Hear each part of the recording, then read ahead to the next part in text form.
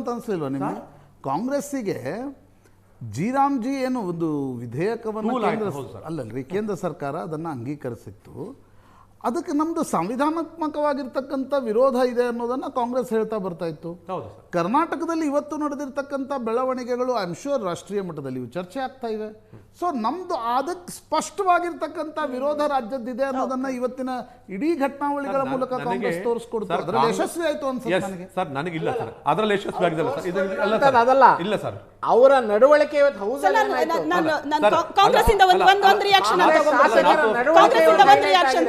Congress MLC Ivan D'Souza ಅವರು join ಆಗಿದ್ದಾರೆ. Welcome to the show sir. Sir ಬೆಳಗ್ಗೆಯಿಂದ ಇದೇ ವಿಚಾರ ಚರ್ಚೆ ಆಗ್ತಾ ಇದೆ.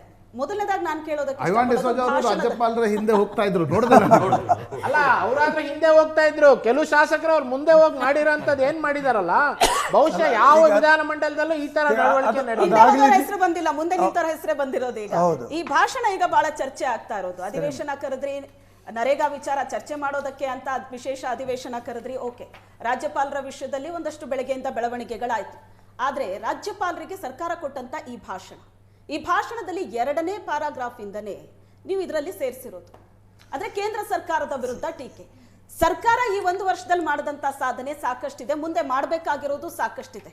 ನೀತಿ ನಿರೂಪಣೆಗಳು ಸರ್ಕಾರದ್ದು, ಮುಂದಿನ ಏನೇನಿದೆ ದಿಕ್ಸೂಚಿ, ಸಾಧನೆಗಳೇನು, ಇವೆಲ್ಲವೂ ಇದೆ. ಸರ್ಕಾರದ ಪ್ರಮುಖ ಯೋಜನೆ, ಗ್ಯಾರಂಟಿ ಯೋಜನೆಗಳು ಕೂಡ ಇದರಲ್ಲಿದೆ. ಆದರೆ ಅದೆಲ್ಲವನ್ನ ಸೈಡಿಗಿಟ್ಟು ಮೊದಲನೇದಾಗಿ ನೀವು ಆ್ಯಡ್ ಮಾಡಿರೋದೇ ಕೇಂದ್ರ ಸರ್ಕಾರದ ವಿರುದ್ಧ ಟೀಕೆ ಮಾಡೋದಕ್ಕೆ. ಅಂದರೆ ನೀವು ಕೇಂದ್ರ ಸರ್ಕಾರದ ವಿರುದ್ಧದ ನಿಮ್ಮ ಧೋರಣೆಯನ್ನ ರಾಜ್ಯಪಾಲರ ಬಾಯಲ್ಲಿ ಹೇಳಿಸುವಂತಹ ಹಠ ಯಾಕೆ? ಇದು ಸಂಪ್ರದಾಯನ ಹಠನ? ಮೇಡಮ್, ರಾಜ್ಯಪಾಲರು ರಾಜ್ಯದ ರಕ್ಷಣೆ ಮಾಡಲಿಕ್ಕೆ ಇರ್ತಕ್ಕಂಥವ್ರು. ಕಾನ್ಸ್ಟಿಟ್ಯೂಷನ್ ರಕ್ಷಣೆ ಮಾಡಬೇಕು, ಸಂವಿಧಾನವನ್ನು ಮತ್ತು ರಾಜ್ಯದ ರಕ್ಷಣೆ ಮಾಡಬೇಕು. ವಾಟ್ ಈಸ್ ದಿ ರಾಜ್ಯಪಾಲರ ಪ್ರಥಮ ಶಬ್ದ ಏನು? ನನ್ನ ಸರ್ಕಾರ, ನಾನು ಮುಖ್ಯಸ್ಥ, ನನ್ನ ಸರ್ಕಾರ, ನಾನು ಮುಖ್ಯಮಂತ್ರಿಯನ್ನು ಅಪಾಯಿಂಟ್ ಮಾಡಿದ್ದೇನೆ. ಅವರು ಅಪಾಯಿಂಟ್ ಮಾಡಿದ ಮಂತ್ರಿಗಳು ತಪ್ಪು ಮಾಡಿದಾಗ ಅವ್ರ ಮೇಲೆ ಆಕ್ಷನ್ ತಗೊಳ್ಳೋದಿಲ್ವಾ? ಒಂದು ಅರ್ಜಿಗಳು ಬಂದರೆ ಅದರ ಮೇಲೆ ಅವರು ಇನ್ಕ್ವೈರಿ ಮಾಡಿ ಅಂತ ಹೇಳೋದಿಲ್ವಾ? ಆ ರಾಜ್ಯಪಾಲರು ಇವತ್ತು ದೇಶದ ಸಂವಿಧಾನವನ್ನು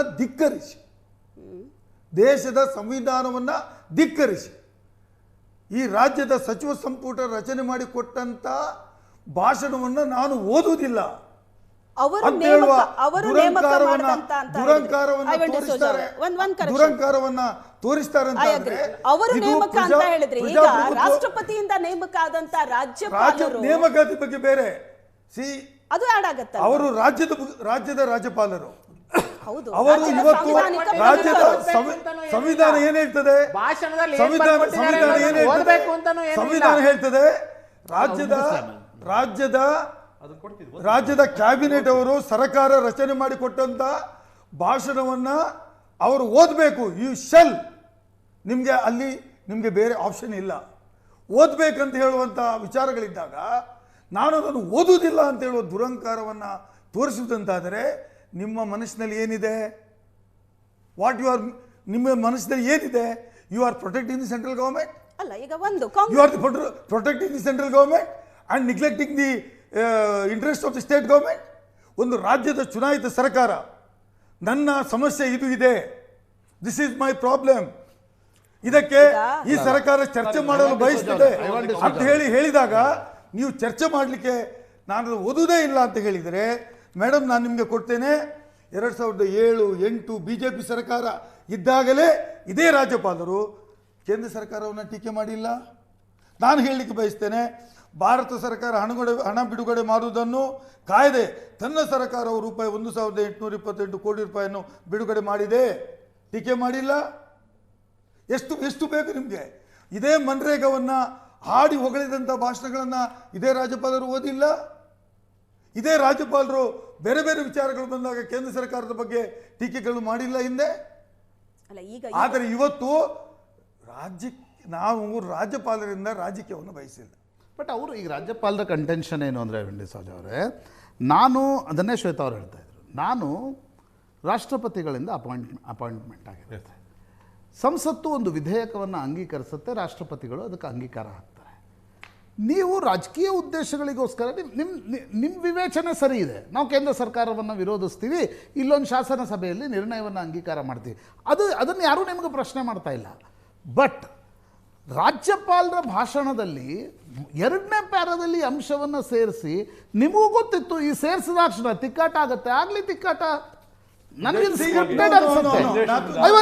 ನನಗೆ ಸ್ಕ್ರಿಪ್ಟೆಡ್ ಅನ್ಸುತ್ತೆ. ನಾಥ್ ಅವರೇ, ಮನ್ರೇಗಾವನ್ನ ಕಾನೂನನ್ನ ತೆಗೆದು ವಿ ಬಿ ರಾಮ್ಜಿ ಕಾನೂನನ್ನು ತಂದಾಗಲೇ ನಾನು ಟೀಕೆ ಮಾಡಿದ್ದಲ್ಲ, ಪತ್ರಕರ್ತರು ಟೀಕೆ ಮಾಡಿದ್ರು, ಎಡಿಟೋರಿಯಲ್ ಅನ್ನು ಬರೆದ್ರು, ಜನಸಾಮಾನ್ಯ ಮಾತಾಡಿದ್ರು ಈ ರಾಜ್ಯಕ್ಕೆ ತೊಂದರೆ ಆಗಿದೆ ಅಂತ.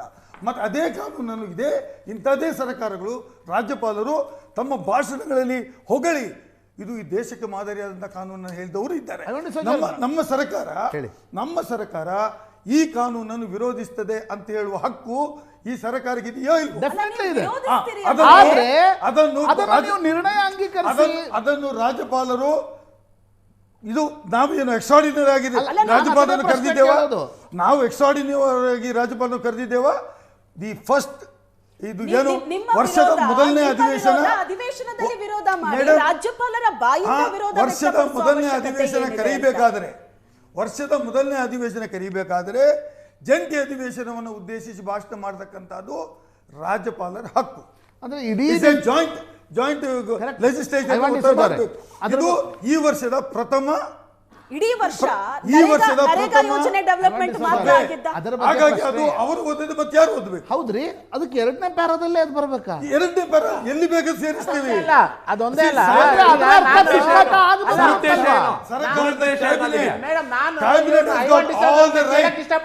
ಎಲ್ಲಿ ಬೇಕಾದ್ರೂ ತೋರಿಸ್ತೀವಿ. You have got all the right. No doubt about it. Your discretion. ಅಲ್ಲ, ನನಗೆ ಒಂದು ನಿಮಿಷ.